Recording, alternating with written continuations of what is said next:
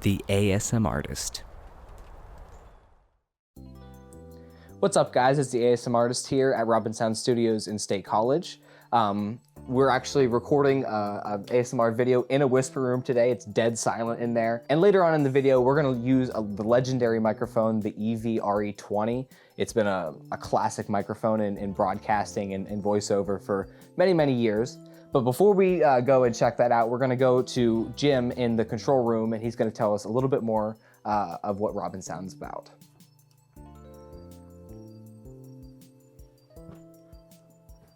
Hey, hello, I'm Jim Robinson, and welcome to Robin Sound. Welcome to our control room too, where all the magic happens around here.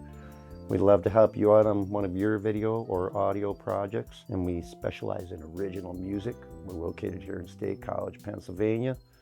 Look us up at robinsoundmusic.com. We'd love to help you out on a project. Thanks. All right, let's go check out the whisper room now. Thank you.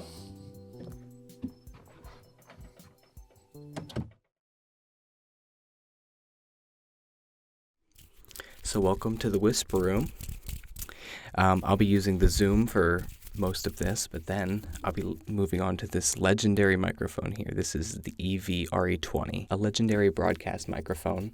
It's been around for many, many years, and it's a very, very expensive microphone, many, many times more expensive than the Zoom. But since the Zoom has a stereo effect and you guys are used to this one, I'll start with this one, and then at the end of the video, we'll move on to this one. So you got to watch to the end. I got you there. All right, so first trigger we got here is some nuts that Jim has here at the studio. We're gonna crack one open. This is whenever in the ASMR in the Woods video when I said I stole some nuts from a, from a recording studio, that's what I meant. Jim, I only took 2, by the way. Hope you're not mad.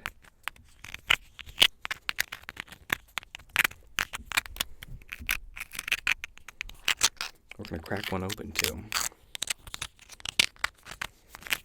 And then at the end, whenever we go to the EV-RE20, we're going to do a quick go over of each of the triggers so you can hear what they sound like compared to the Zoom H6.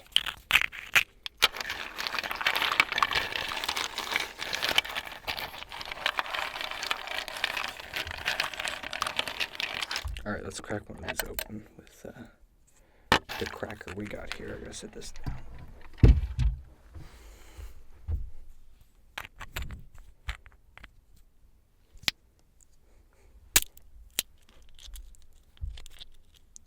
We got it. Mason's taking videos of me out there. Okay, I don't want to make a mess in here. I will eat that later. All right, the next thing we got is this. This is awesome. This is a fire poker thing. Not fire poker, but like a fire blower thing that Jim has for the studio here.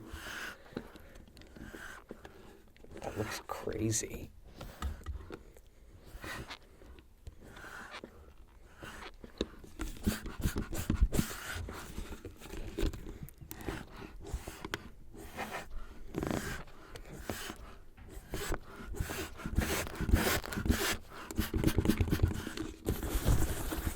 Leather on it. Sounds good.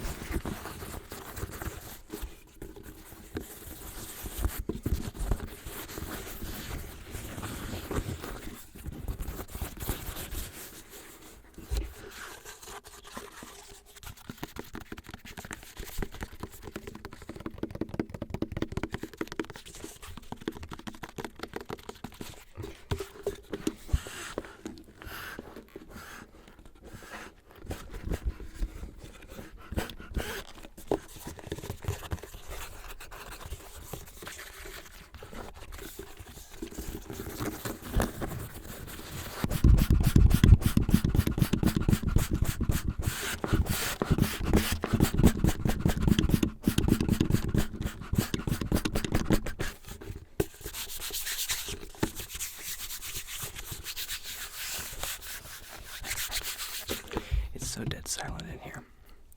Any noise that you hear between this whenever I'm recording now with the H6 or whenever I go to RE20, any noise that you hear is underlying noise from the microphone from having the gain up high. It's not like background noise or air or anything. That's just the mic's actual noise. So it is as quiet of a recording space as it could possibly be.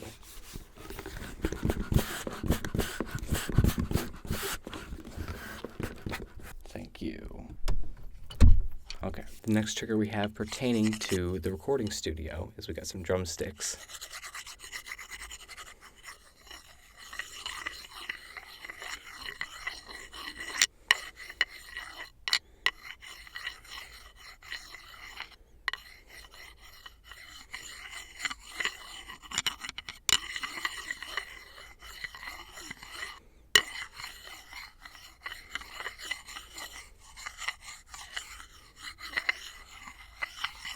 These are Vic Firth drumsticks, so you know they're good.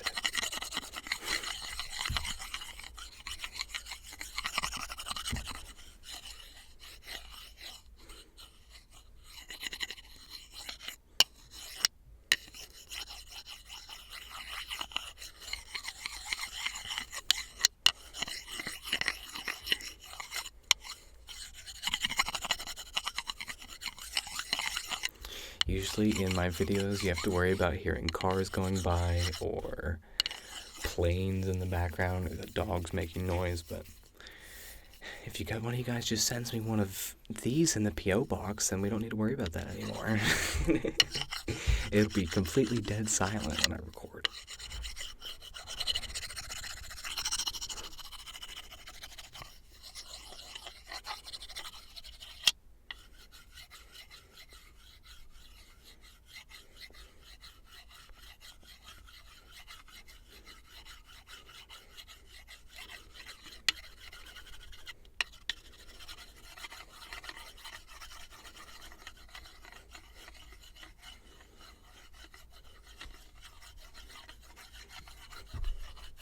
It's one of the coolest visuals I've had on the channel so far, I think, is these drumsticks. So, we of course just have to get some general hand sounds, one of your guys' favorites. Oh, it sounds so great. I can have the gain up high, which does give a little bit of underlying noise on the H6, just because of the preamps, but I can have the gain up high and really get the detail of the sound.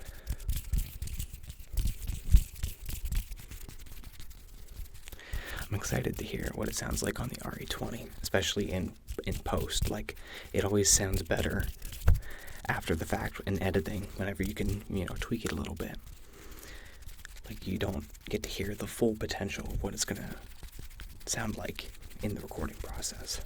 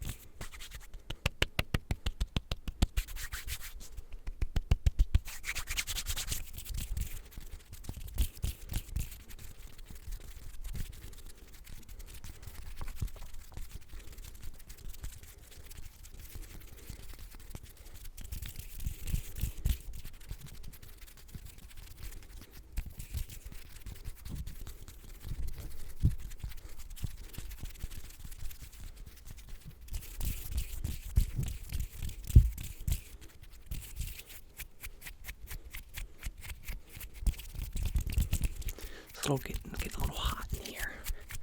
I already look like I'm hot because of the red light a little bit, but now I'm going to work myself up a little bit.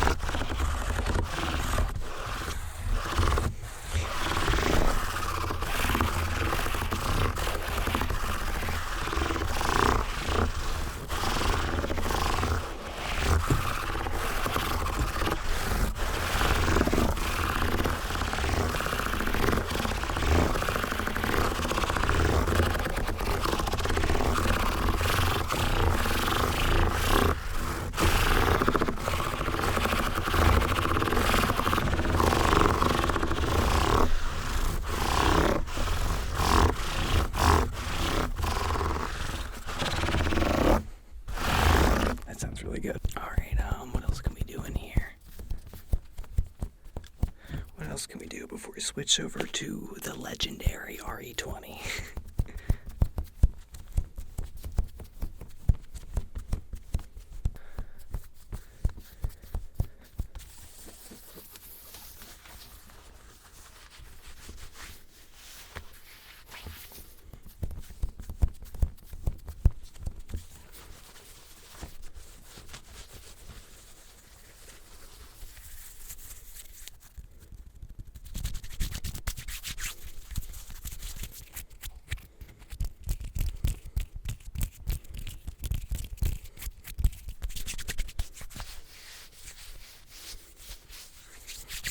Alright, I think we are about at the time where we're going to switch it over to the RE20, and you guys can hear the difference between how it sounds and between it and Zoom H6.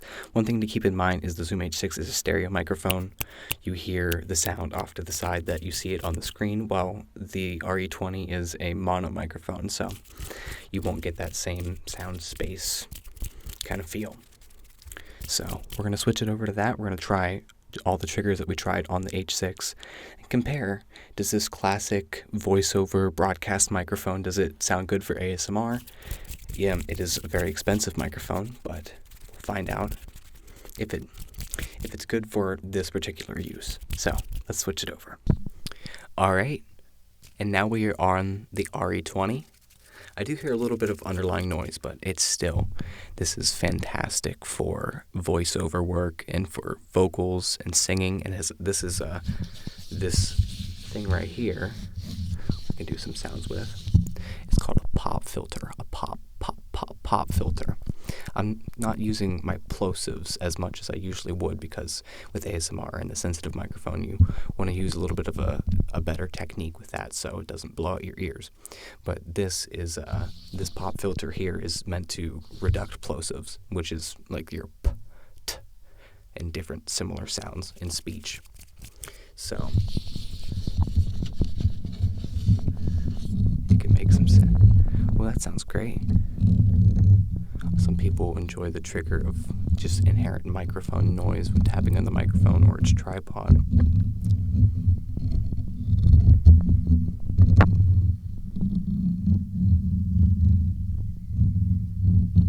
Won't do that too much. All right, now this is of course going to sound the best for my vocals, above probably honestly the other triggers, but it'd be really cool to eventually save, because this is one of the most classic microphones. It's been around for a very, very long time. I can tell even right now it's picking up my voice in a much more flattering way than definitely the Zoom would with its stereo microphones, because it's a cardioid polar pattern. It's specifically meant for voice. So, but we're still going to try out some of the other triggers and just compare to how they sound on the Zoom H6. So let's start with that air thing.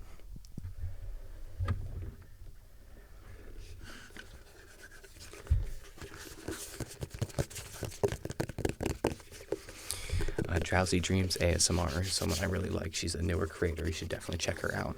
She usually uses a mono microphone similar to this whenever she records.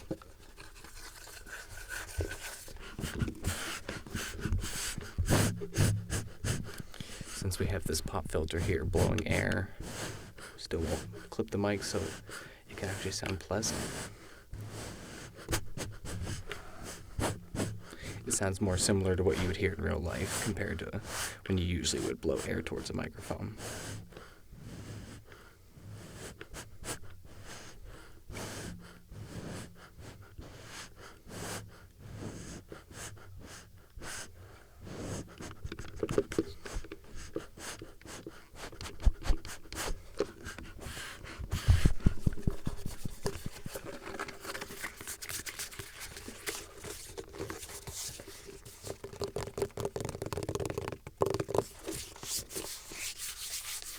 This has been one of the most fun shoots I've definitely an ASMR that I've ever had, but just, it's up there, one of the most fun shoots ever. We got all this extra B-roll footage, and we lit different rooms in the studio here like sets, and I think it's just going to turn out really good. The lighting looked great in a lot of the shots, I'm just really excited to see how it turns out. I think this is going to be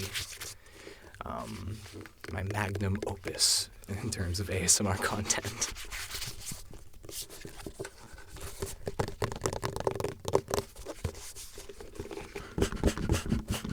Right, now we're going to try the drumsticks.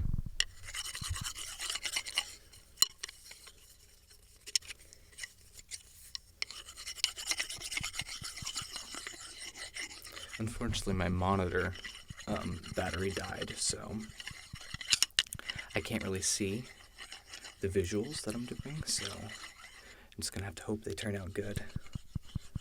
Just go from muscle memory from how I was doing it before.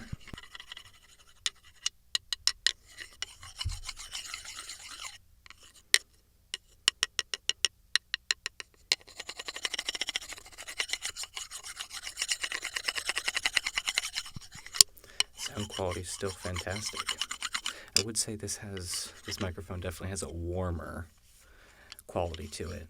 It makes, I don't know, it has that more old-fashioned sound, but it's pleasant. It's pleasant to listen to.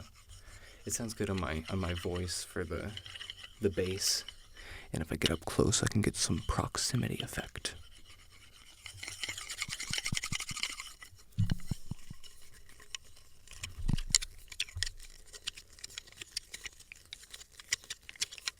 Alright, and then we're just going to try, I really like how this sounds. Ooh, that sounds good on this microphone too.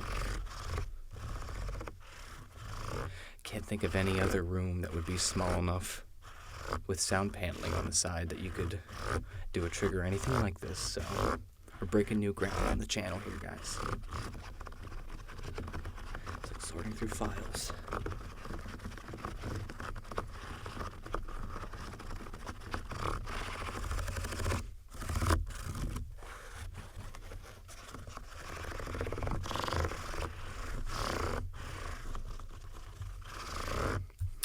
Anyway, I'm going to end it off with some hand sounds and call it a day for this video because I've kept the people that came to help me shoot this video here for a very long time, and I don't want to keep them here until like midnight, so we'll do some hand sounds. I'm actually going to move the pop filter out of the way because I'm going to minimize the talking, and I'll try to reduce my plosives, but just so we can get a little bit closer up on the mic.